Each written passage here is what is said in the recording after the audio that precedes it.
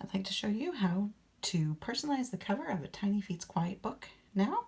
So I've got the book here. You'll see this one I already have some holes in it. I've done it, but I wanted to do this again for the video to show you.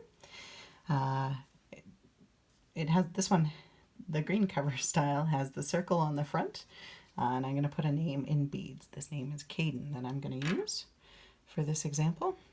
And I've chosen the beads. I choose them in different colors. I love the way the colors show up on the yellow background. Yellow sometimes not so much, but you can play around the different placements, different colors of beads. So I start by kind of placing the elastic thread where I would like it. So you can stand back and take a look. And then you're going to punch the holes. So there's a couple of different ways you can punch the holes. A sharp pair of scissors like this with a point will work. An awl, which is basically like a screwdriver with a pointy tip, is another great tool, or a leather punch. I'll show you. So once you've got your string lined up here, then put your punch or your tool, find your hole, and then squeeze it. I thread the elastic through this one so you get a better sense of the placement for the second hole. I like to leave a little bit of a sag in the elastic. It makes it a little bit more fun to play with.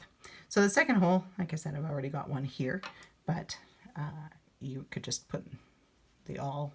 I like to turn it around a circle to make the hole a little bit bigger and easier to thread. And send that through. And then flip it over and just tie a knot. I grab the two ends together and then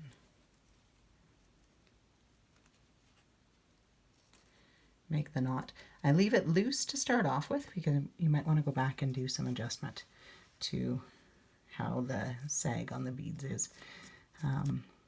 See, that one I think is a little bit too loose, so I'm going to go back and tighten it a bit, which is easier to do if you haven't tightened the knot from the first time. Sometimes it takes a few tries. I think that's a better placement because you can still fidget with the beads, but they still form a nice little smile shape there. So once you've found the right placement, you can go back, tighten your knot, and then trim off the ends. And that's it. You've personalized the cover of your TinyFeats quiet book.